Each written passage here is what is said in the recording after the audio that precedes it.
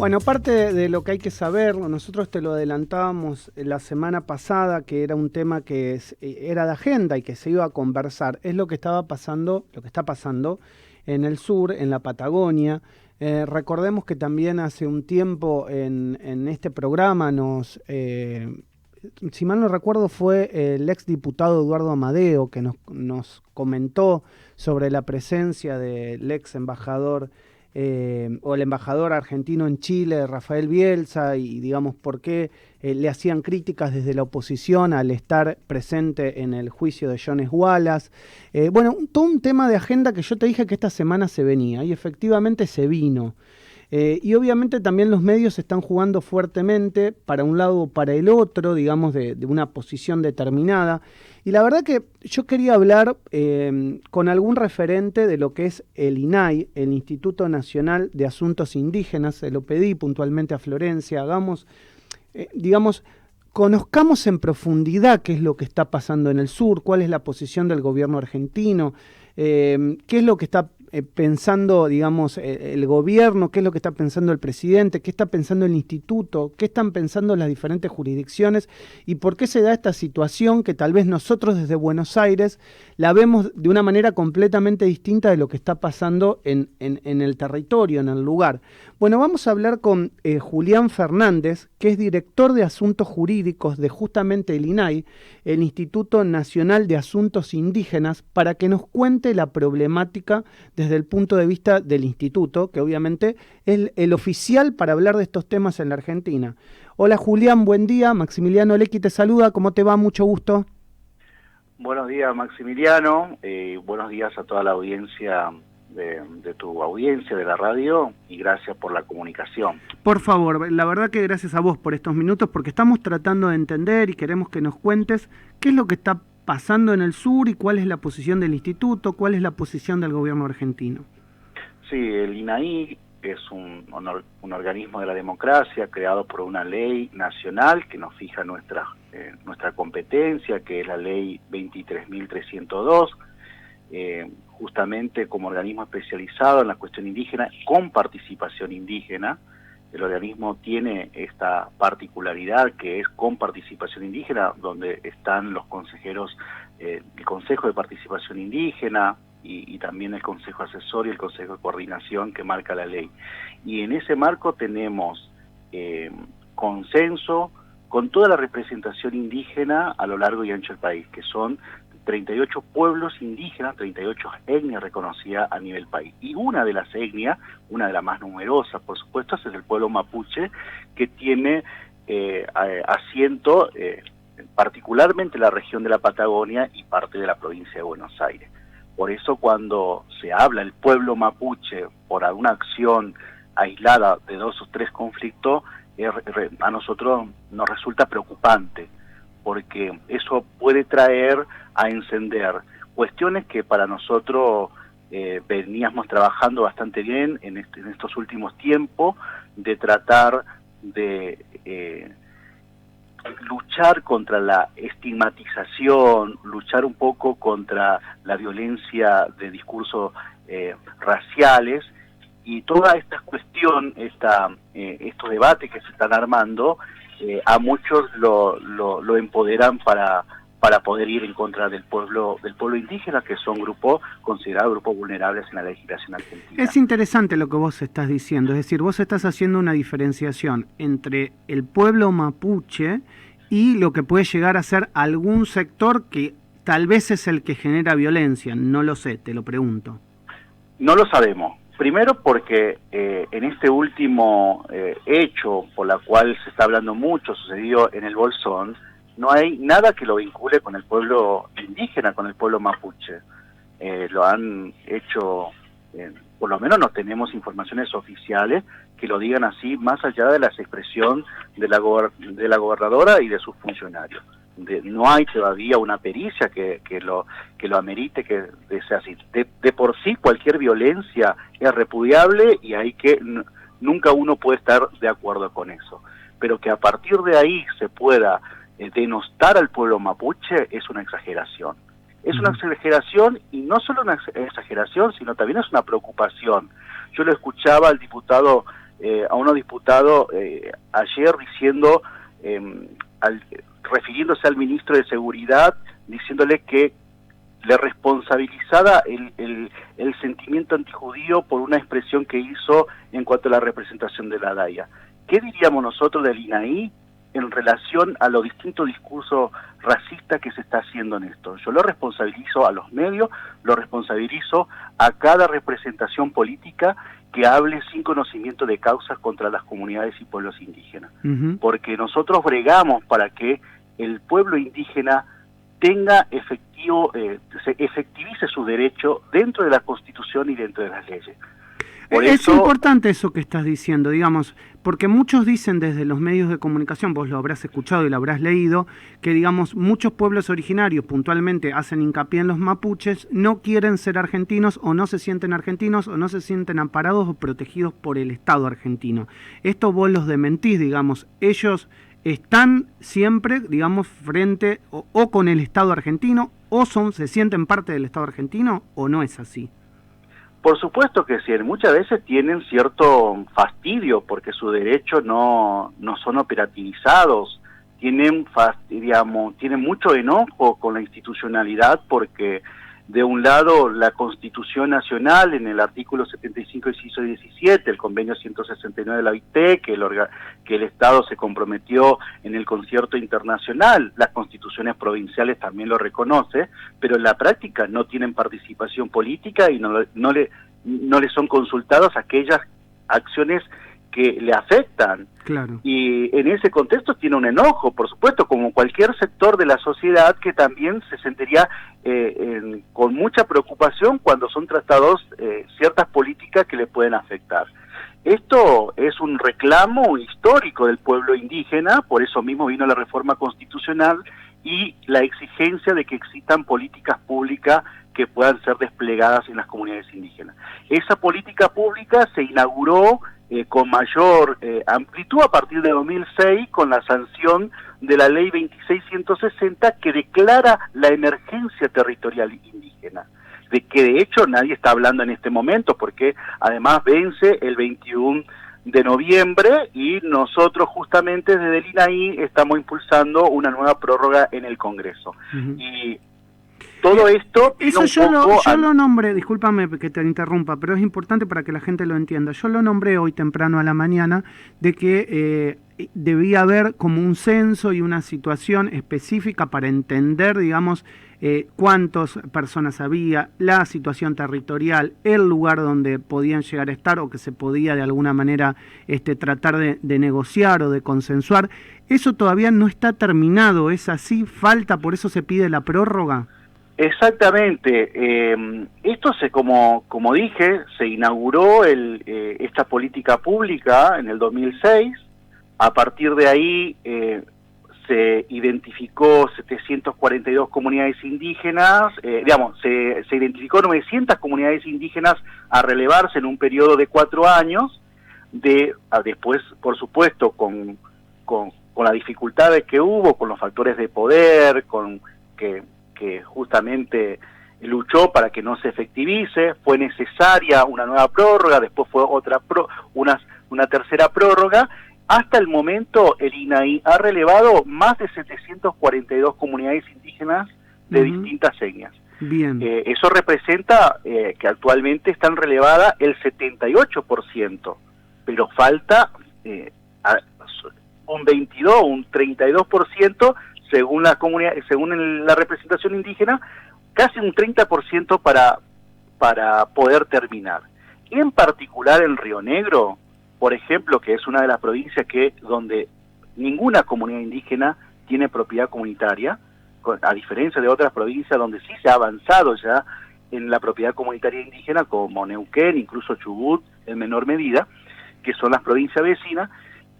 En la provincia de Río Negro, además de no tener ninguna comunidad con título comunitario, de las 109 comunidades indígenas identificadas en la provincia de Río Negro, hoy no podemos efectivizar ese programa porque no tuvimos respuesta favorable por parte de la provincia. En 2 oportunidades le hemos acercado un proyecto de trabajo, un proyecto de convenio, para que juntos, con la representación indígena y la representación provincial, se pueda consensuar ese trabajo que traería enorme ayuda para poder clarificar estas situaciones que están sucediendo en la región.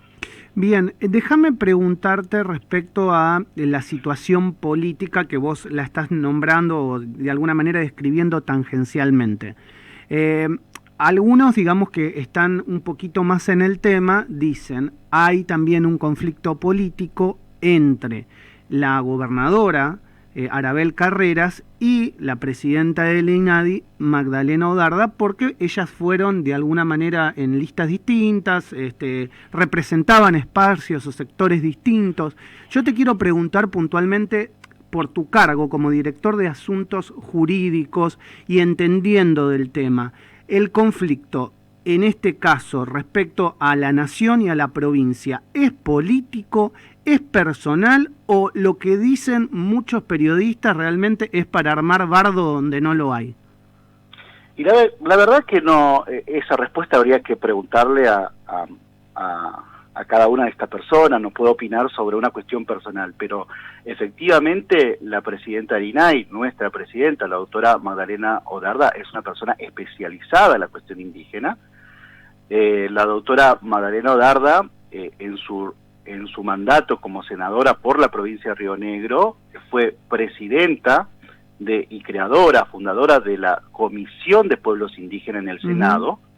Entonces, ella presidió esa comisión junto con el doctor Darío Dus, otro especialista, que fue especialista, que lastimosamente hoy día ya no está.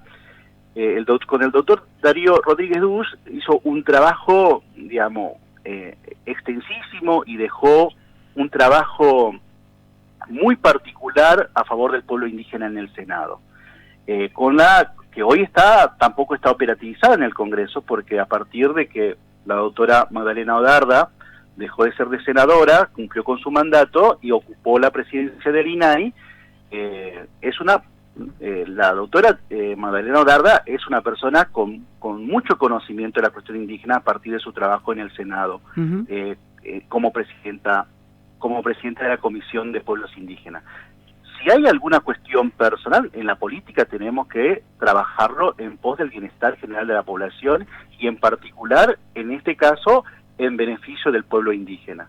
Que la provincia de Río Negro, la comunidad indígena no están solicitando operativizar el relevamiento.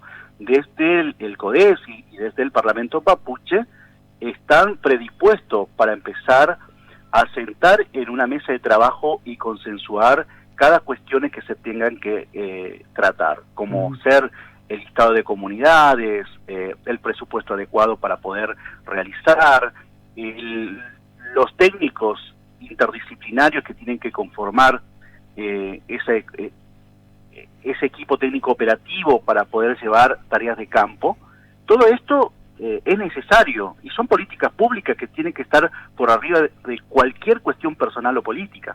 La última que te hago, y apelando también obviamente al cargo que tenés, que me parece no menos importante para hablar de todos estos temas, el presidente de la Nación ayer le envió una carta a la gobernadora de Río Negro, hablando o haciendo alusión al tema de la seguridad, como que va a enviar gendarmes, pero que el problema de la seguridad corresponde a la provincia y que debería ser un organismo que debería crear la provincia.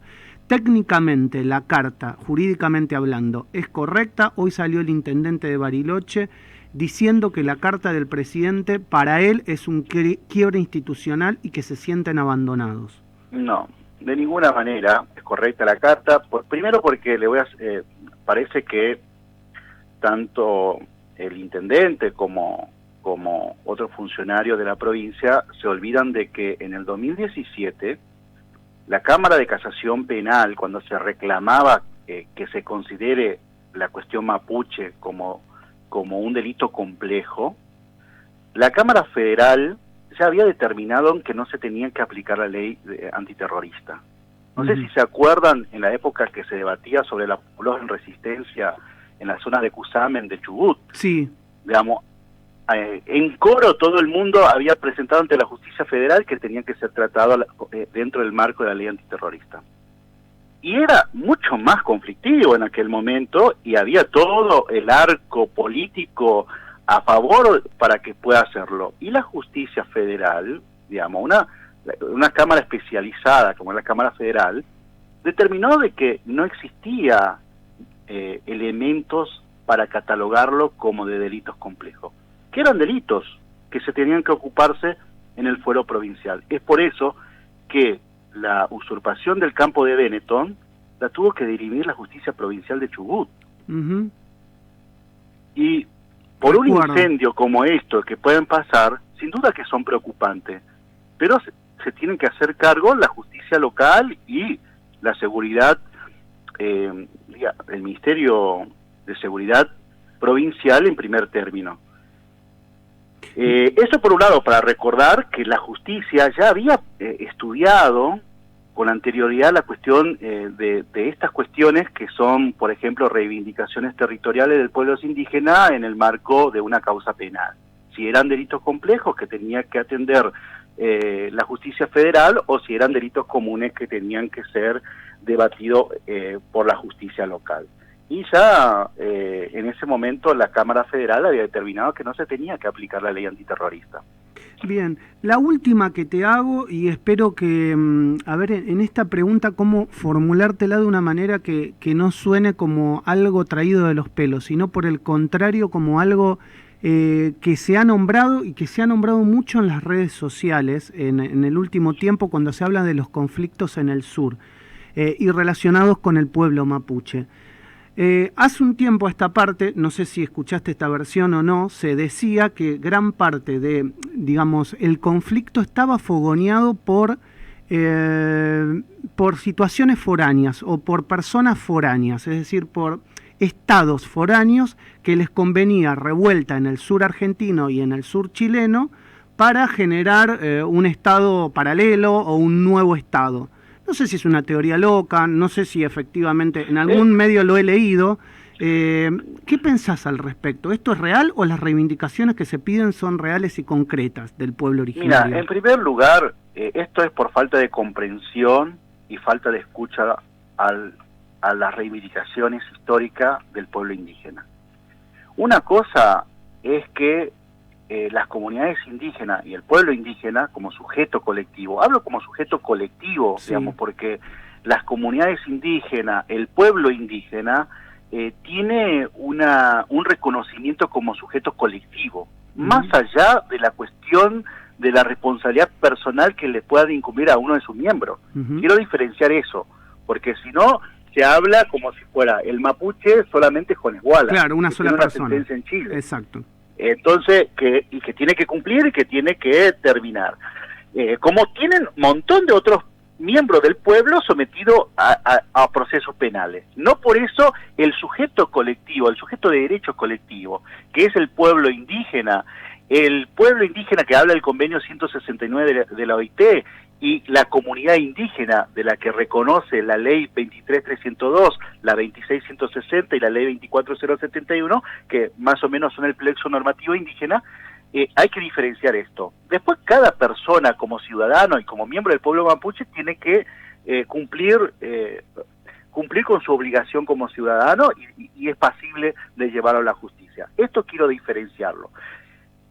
Como sujeto colectivo, el pueblo indígena lo que vienen a requerir es ciertas autonomías para poder decidir dentro de su territorio. Okay. Que hay que diferenciarlo de la autodeterminación, digamos, como decisión de un Estado. Esto es porque primero porque no le interesan a muchos periodistas, disculpe, pero hay muchos periodistas que no le interesa profundizar el tema, y entonces va por la más corta y por lo que le gustan escuchar a un sector de la sociedad, que ellos, digamos, reniegan del Estado, reniegan de eso. Seguramente hay algún sector minúsculo que sí, pero la gran mayoría y la representación indígena, con la cual el Estado tiene una fluida comunicación y un fluido trabajo, lo que reclaman es cierta autonomía, cierta participación política, que les consulten, así como se le consultan a la sociedad rural, se le consultan a la industria hidrocarburífera por esta nueva ley de hidrocarburos, que se le consulte. Perfecto. Pero esa consulta es lo que a veces no se realizan en las provincias cuando van a sacar una ley de creación de un parque temático dentro de Bariloche. El intendente recién con el reclamo indígena lo recibieron. Como verá, Julián, no es mi caso, porque por el contrario estoy tratando de entenderlo y de hacérselo comprender a la audiencia cuál es el tema puntual y qué es lo que está pasando. Pero es muy interesante lo que vos estás describiendo respecto a lo que piden respecto a ciertas autonomías. Si vos me permitís un paralelismo, que tal vez no sea exactamente igual, pero es parecido, es como que alguna ciudad, por ejemplo, de la Argentina, te doy el caso de Rosario, pida ciertas autonomías frente a la provincia de Santa Fe, por ejemplo, ¿no? Por ejemplo, para poder no hay decidir. municipio indígena ya en la Argentina, digamos, en Jujuy, en Santiago del Estero, en Neuquén, hace poco la Corte Suprema, en relación a territorios, a creación de un municipio en la provincia de Neuquén, ordenó que se tienen que dar participación al pueblo indígena mayoritario que conforman la comuna. Uh-huh. En Chubut también hay una comunidad en la zona de Esquel también que tiene mayoría del pueblo indígena y tiene que ser consultada a su miembro en relación a la creación del ejido municipal. Uh-huh. Lo que pasa es que esta situación, esta realidad, reconocerle al pueblo indígena como sujeto colectivo a un sector de la sociedad, sí, no le cae simpático. Mira, en mi rol, antes de ser director de asuntos jurídicos, coordiné un área de monitoreo de conflicto, área de gestión territorial. Me tocó sentar en una audiencia en Salta con un terrateniente, con el que tenía un conflicto con la comunidad Wichí. Uh-huh.